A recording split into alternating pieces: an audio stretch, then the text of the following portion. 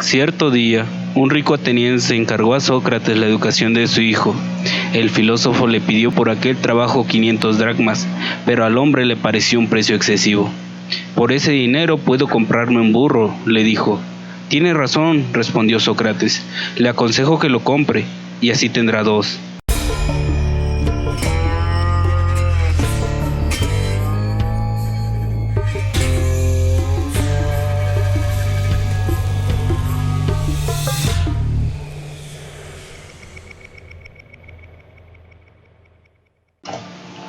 ¿Qué cosa rara es la filosofía? La filosofía es el arte de cerrar los ojos y de abrir la mente. La filosofía es la búsqueda de las grandes preguntas que todos nos hacemos alguna vez en esta vida. ¿Quién soy? ¿De dónde vengo? ¿A dónde voy? ¿Quién o qué me he puesto en este mundo y para qué? La palabra filosofía proviene del griego philos, que significa amor, y sofía, que significa sabiduría. En sentido literal, su traducción sería amor a la sabiduría. Sin embargo, la filosofía no es otra cosa que el intento del hombre por saber, por explicarse en uso de razón su situación en el universo. Rodeado en el principio de oscuridad, ignorante respecto a todo, temeroso de todo lo que le rodeaba, el ser humano le fue perdiendo el miedo a las cosas en cuanto empezó a razonar. Antes de razonar, el hombre se encerró en las explicaciones mágicas y esotéricas, en tabúes rituales y tribales, en explicarse todo en base a los llamados mitos. Así, de la mente del hombre nacieron toda clase de monstruos, superbestias, superhombres, llenos de poderes y capaces de hacer llover, de lanzar truenos y relámpagos, de hacer temblar la tierra o devorar a la gente, dueños del mundo y el universo desconocido. Hoy, la mitología nos hace reír o nos sirve para contarla a los niños como hermosos cuentos, pero para los hombres primitivos, la mitología era la única verdad para explicarse todas las cosas misteriosas. Y solo cuando el hombre empezó a razonar sobre las contradicciones existentes en los mitos y ver más allá de su fantasía, es decir, cuando dejó de pensar mitológicamente y empezó a hacerlo lógicamente, fue que nació la filosofía. ¿Cuándo ocurrió eso? Nadie lo sabe con exactitud, pero se cree que la filosofía tiene más de 2500 años de existir y de ser practicada. ¿Por qué decimos solo 2500 años si el hombre lleva mucho más tiempo sobre la Tierra? Porque nos referimos únicamente a la filosofía occidental. En realidad, en Occidente existe un desconocimiento casi absoluto y medio despectivo hacia la filosofía oriental. Oriente es lo abstracto, Occidente es lo concreto. Occidente ha buscado siempre explicarse lo material de este mundo. Oriente, en cambio, busca la parte espiritual. Digamos pues que Occidente se queda en este mundo y el Oriente busca lo que está más allá de este mundo. Llegamos así a la primera división de la filosofía. Existen dos clases de ella, dos grandes corrientes filosóficas en el mundo, la oriental y la occidental. Además, dentro de la filosofía occidental también existen dos grandes escuelas, la idealista y la materialista, o sea, la que se explica todo con argumentos de tipo religioso, es decir, la idealista, y la que explica todo con argumentos científicos, es decir, la filosofía materialista. Tales de Mileto. Mileto era el centro mercantil más próspero de la costa jónica del Asia Menor, puerto que comerciaba con todos los países conocidos en el siglo VI anterior a nuestra era. En Mileto, como en toda Grecia, florecían las artes y la ciencia, y el ambiente favorecía a los hombres dedicados a preguntarse los porqué de su existencia. Tales de Mileto fue un rico mercader y astrónomo que a ratos se dedicaba a estudiar matemáticas, física y la naturaleza. Al parecer, Tales estaba intrigado por conocer el origen de todo, de dónde surgió todo y de qué está hecho, cómo se hizo.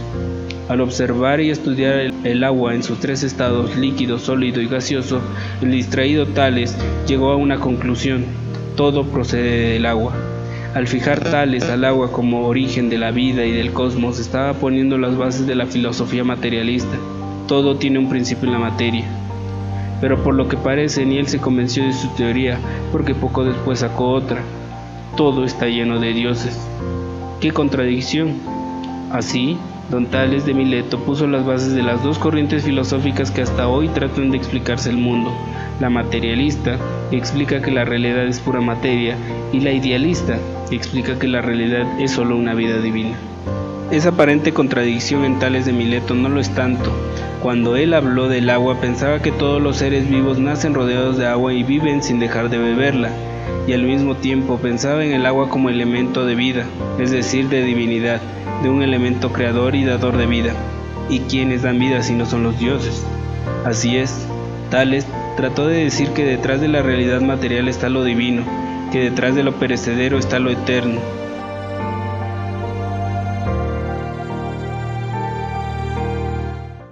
Este periodo se inicia con los sofistas, maestros que adiestraban a los jóvenes en los diversos saberes, cobrando por sus enseñanzas. Los sofistas enseñaban todas las artes relacionadas con la política y el arte de triunfar en las ciudades griegas.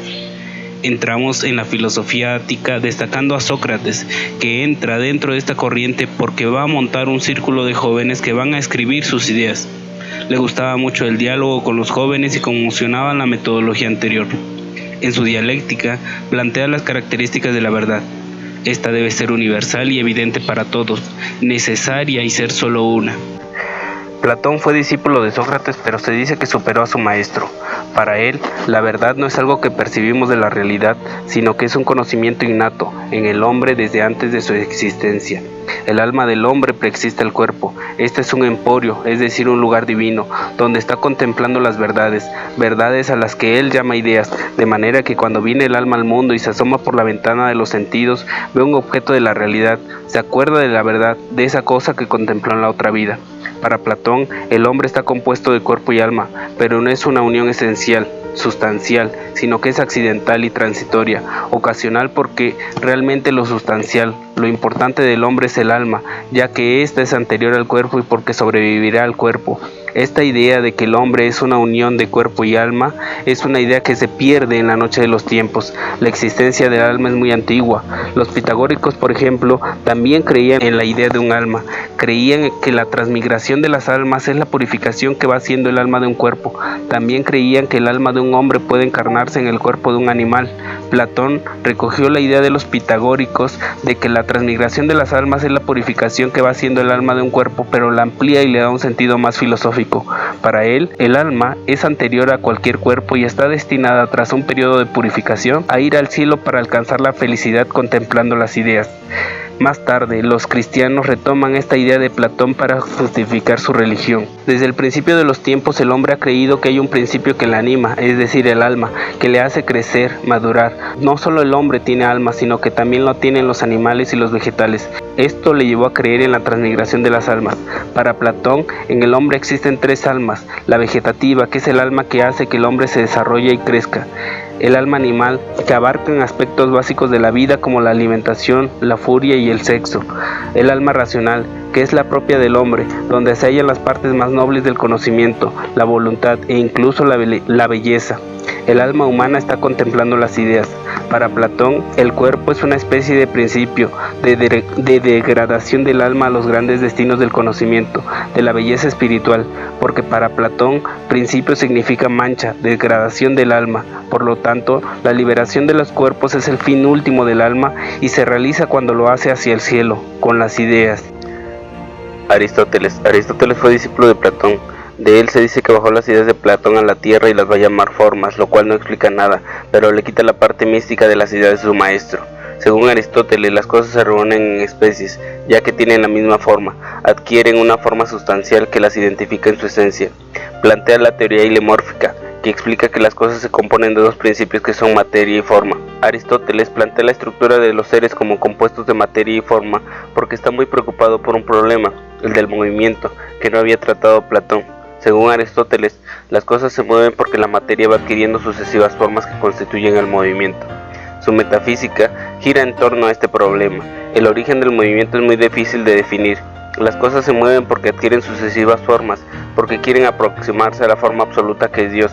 El mundo está en constante movimiento porque tiene una aproximación que pone en movimiento a las cosas atrayéndolas por perfección. Dios es principio de movimiento. Si para Platón el hombre es una especie de alma ambulante, para Aristóteles es el hombre de la tierra, es cuerpo y alma por partes iguales, son dos coprincipios que forman una sola sustancia que es el hombre. El concepto de alma de Aristóteles es muy distinto al de Platón. Para Platón existían tres tipos de alma y para Aristóteles solo hay una, el alma racional, pero que también hace las funciones de las otras dos almas. Según Aristóteles, sobrevive una parte del alma racional. El cristianismo es una religión que se va a montar sobre el platonismo y el estoicismo. Surge como una herejía del judaísmo y nace de las predicaciones de un Mesías al que llamaban Jesucristo.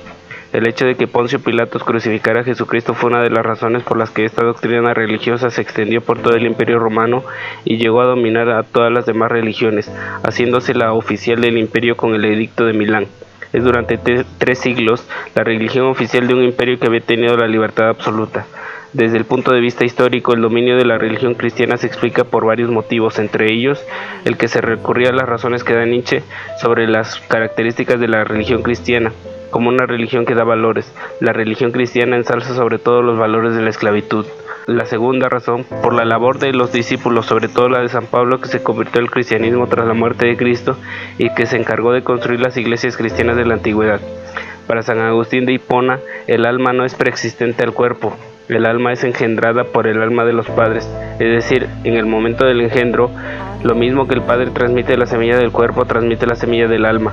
Explica así también el pecado original, porque como el alma también es engendrada por el padre, le transmite también el pecado original.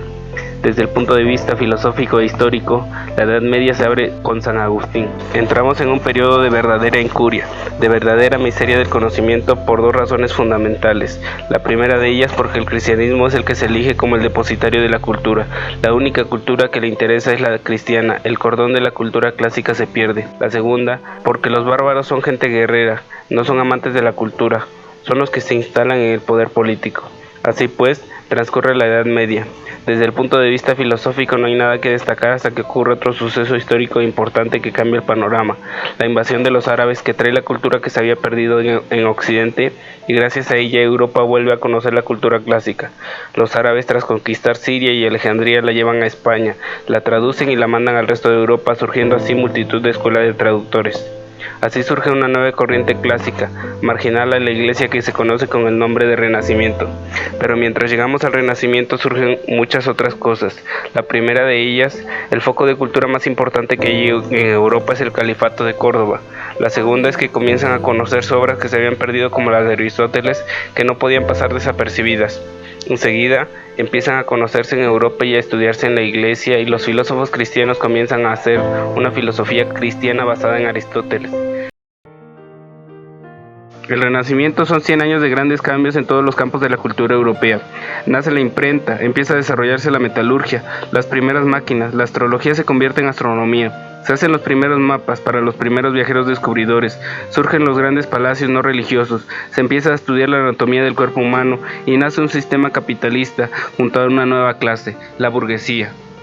Si la Edad Media se caracterizó por el dominio absoluto y represor de la Iglesia y sus muy imperiales aliados, el Renacimiento se distingue por un nuevo tipo de autoridad que se contrapone en el mundo de las ideas al clero medieval.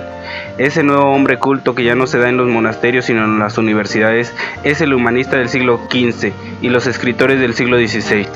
El Renacimiento es un regreso al mundo clásico, un redescubrimiento de los griegos, y no solo en la filosofía, también en el arte y la ciencia, un nuevo enfoque frente a la naturaleza, una nueva valoración de la individualidad humana. La voluntad está por encima del intelecto, y sobre todo, una nueva explicación del mundo en base a los fenómenos naturales no religiosos. La filosofía de la educación es una metadisciplina del conocimiento en cuanto a que va más allá del fenómeno educativo propiamente dicho. La idea central es la reflexión racional de la educación. Un profesor de una materia explica un conjunto de conocimientos. Un pedagogo, en cambio, analiza cuáles deben ser las técnicas y los procedimientos para enseñar correctamente dicha materia. Y un filósofo de la educación analiza los conceptos que están implícitos en el proceso de enseñanza. El hecho de enseñar algo, de hacerlo en un colegio, con unas materias y un sistema, todo ello quiere decir que debería haber un planteamiento previo que establezca la orientación que se pretende dar a la educación. Así, desde la filosofía de la educación se reflexiona sobre qué valores hay en la enseñanza. En el mismo sentido se reflexiona sobre el fin de la educación. Otro aspecto a tener en cuenta es el papel de los niños, pues en ocasiones se ha olvidado el esquema mental de los más pequeños a la hora de educarles. La filosofía de la educación es una disciplina teórica y tiene unas evidentes raíces filosóficas. Por este motivo, cada visión o corriente de pensamiento desarrolla su propio esquema. Se puede hablar de una filosofía de la educación cristiana, marxista, liberal e incluso mixta. La filosofía se ocupa de aportar un análisis racional a una situación, y la educación es un fenómeno universal y han sido muchos los filósofos que han aportado su valoración sobre la educación. Los clásicos griegos, Platón y Aristóteles, los pensadores cristianos o los marxistas han establecido sus tesis sobre qué debería guiar la educación. Sin embargo, hay un autor, Rousseau, que ha tenido una gran influencia. Este filósofo francés del siglo XVIII entendía que la educación era el instrumento básico para crear ciudadanos libres y creía que debía enseñarse teniendo en cuenta la naturaleza del niño, muy distinta a la del adulto. Su influencia filosófica fue clave en la renovación de la pedagogía a partir del siglo XIX.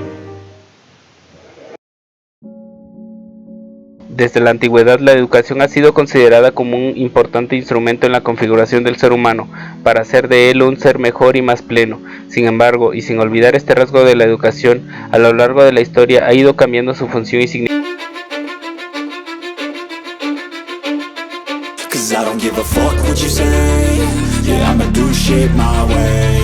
So you can go kick rocks, I'ma stack bricks up, build what I want to make.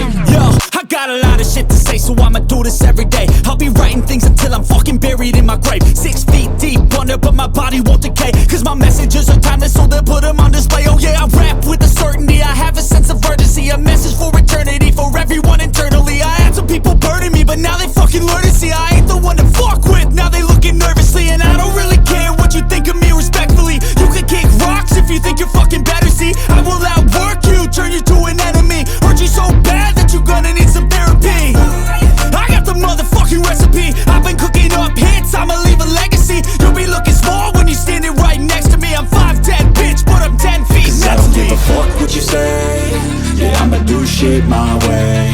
So you can go kick rocks, I'ma stack bricks up, build what I want to make. Cause I don't give a fuck what you say, yeah, I'ma do shit my way.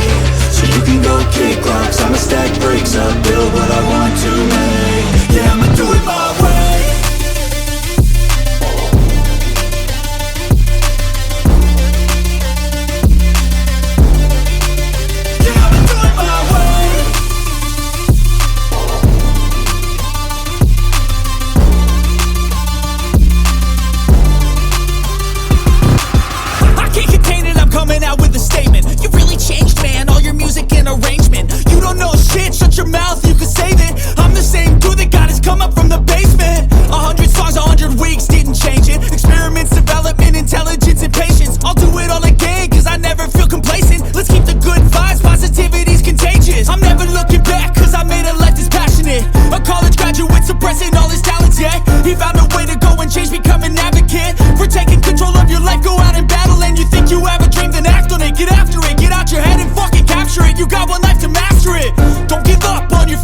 We all start losers, we're all late bloomers, gotta struggle through the sewer. What you say, yeah, I'ma do shit my way.